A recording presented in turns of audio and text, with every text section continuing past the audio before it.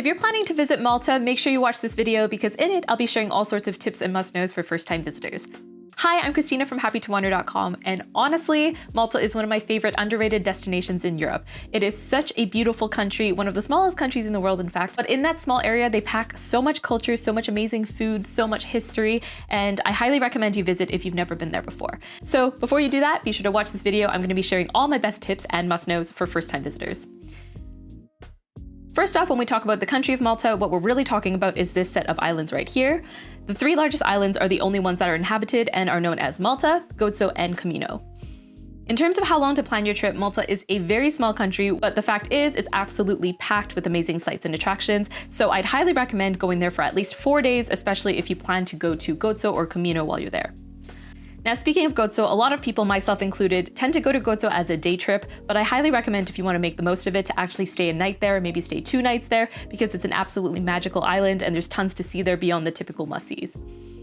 Another great plus for Malta is it's relatively affordable compared to some other European destinations, and so I think you get a lot of bang for your buck, although it is starting to get quite expensive in some of the more touristy areas. That said, Malta is very compact, so if you want to save money, actually a really good idea is to stay maybe outside of Valletta, which is the capital and where the most expensive hotels are. You can easily stay in the 3 cities and then take a really quick boat ride over, or you can stay in Slima, although that's also quite expensive these days, but there are a lot of different options. And if you want to go even further off the beaten path, you can book a stay somewhere more remote, which will obviously be cheaper. And it's also just a nice way to kind of escape the crowds and explore a bit more off the beaten path as well. Now, in terms of the best time to go, Malta is commonly considered a beachy, hot summer destination. So a lot of people will come here in the summer. But honestly, if you're like me and you're planning to visit Malta for the historical attractions and to see the landscapes, summer might be the worst time to go just because it's really, really hot and it gets very busy and chaotic and more expensive as well. For me, I think I'd really recommend going in the spring. My first trip to Malta was in April and the temperatures were just honestly perfect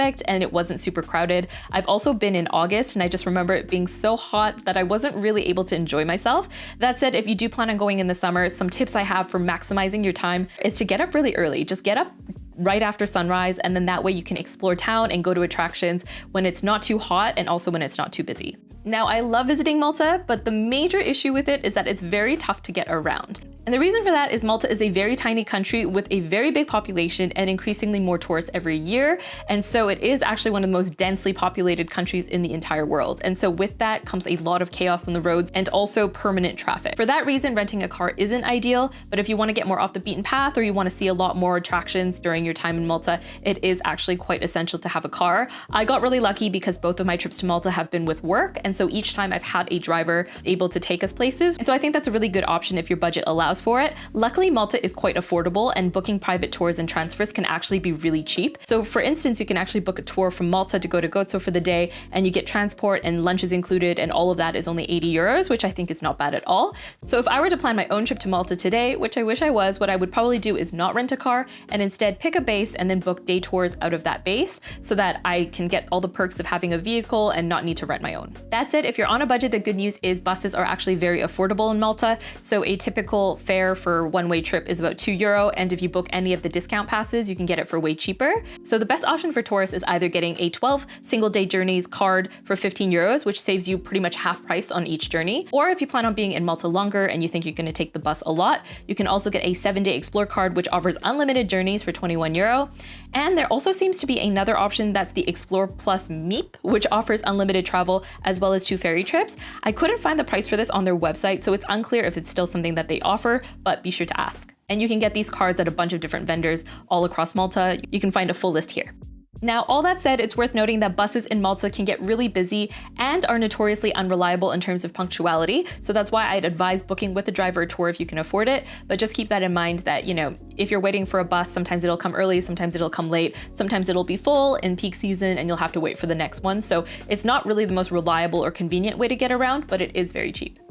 Another tip I have for you is to do a bit of research about the history of Malta before you arrive. I usually would recommend this for any destination, but specifically for Malta, this is really important because this tiny country has had such an interesting and turbulent history, and understanding the history will really help you understand sort of the unique cultural mix that you encounter when you get to Malta. For instance, there are some temples on the island that are 1,000 years older than the pyramids of Giza. So there's a lot of history there, and it's really, really interesting to read about. Now, beyond just having years and years of history under its belt, Malta also has a very unique character that is unlike unlike any other place in the world. And that's probably because up until 1964, they were actually under continual occupation from a bunch of different groups. And so the unique identity of Malta that we see today is actually thanks to the combined influence of the Carthaginians, the Romans, the Byzantines, the Arabs, the French, and more recently, the British.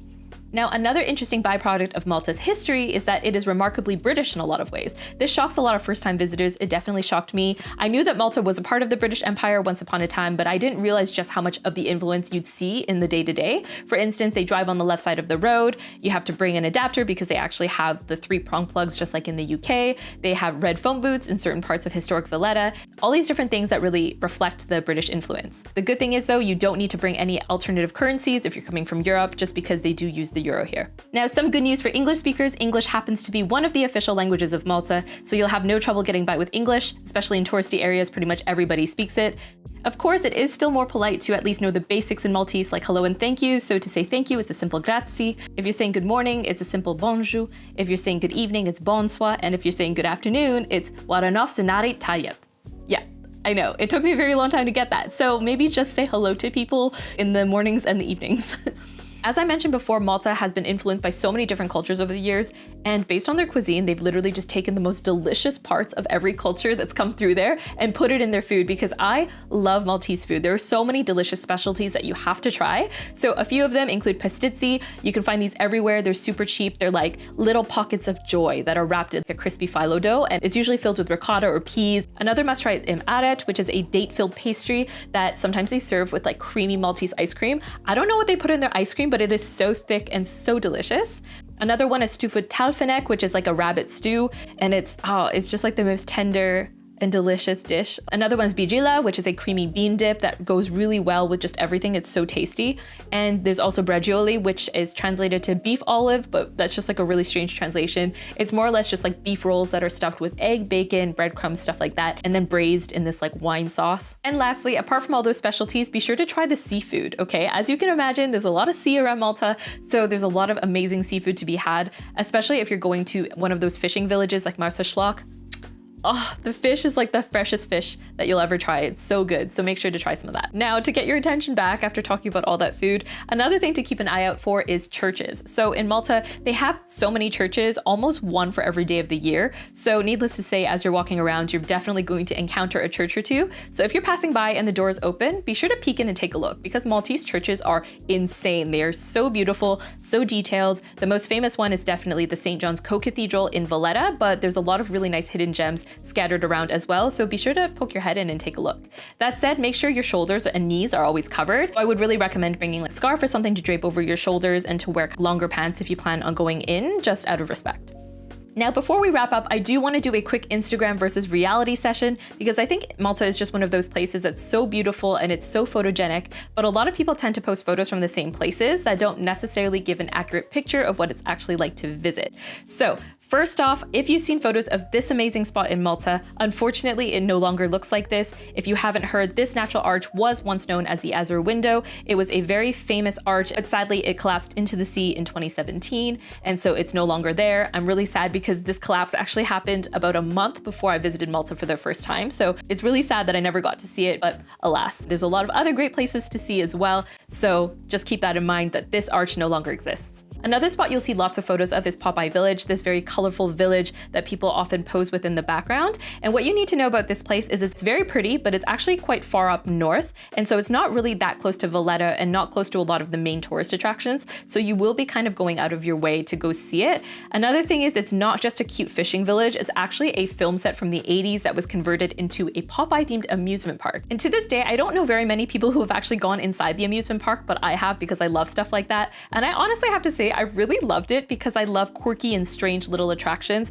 But if you're looking for a full-on theme park, you're not going to find it here. It is quite outdated, but overall, if you are going with kids, I think it's a great option. If you love quirky attractions, I think it's a great option, but otherwise, I wouldn't necessarily make it a priority. Lastly, we have to talk about the Blue Lagoon on Camino. So most of the time when people post photos, it'll look like this. And actually when I went in April, it did look like this because we took the last boat over and we practically had the island to ourselves, but it wasn't warm enough to swim. So anyways, we just kind of like looked at the water and then went home. But if you go in the summer, this is definitely one of the most popular spots to go swimming. So it's not gonna look like this. There's gonna be tons and tons of other swimmers. In fact, I've read some reviews that kind of liken this experience to swimming in a hotel pool. So just know it's not gonna be super quiet and peaceful. So just keep that in mind and have your expectations in check. All right, last but not least, this is a very dorky tip, but I highly recommend you binge watch TV shows and movies that were set in Malta before your trip. And the reason I say this is because over the years, Malta has been used as a film set time and time again because it's such a unique and beautiful place. So I guarantee there's probably a movie that you've watched that has filmed in Malta in the past. Some big names include Assassin's Creed, Murder on the Orient Express, Gladiator, Troy, and season 1 of Game of Thrones. So be sure to watch those and just get hyped for your trip because I think it's just so fun to be able to go to a place and recognize them from a TV show or movie that you watched. All right, I hope you enjoyed that list of Malta travel tips. As usual, if you have any questions, let me know in the comments. And if you want more practical travel videos just like this one, be sure to like and subscribe for more. All right, I'll see you guys next week. Bye!